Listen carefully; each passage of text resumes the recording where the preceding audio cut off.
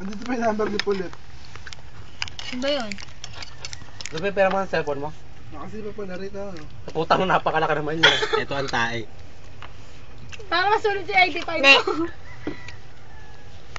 Jepoy. O, di kaya. Yoy, teka lang! Bakla. Bakla. Kumakain ako ng ice cream. Ano ice cream? I-model mo. Double dash. Double dash. Dali na! Malaki. Ay, parang titi. Parang titi yan. Ay na.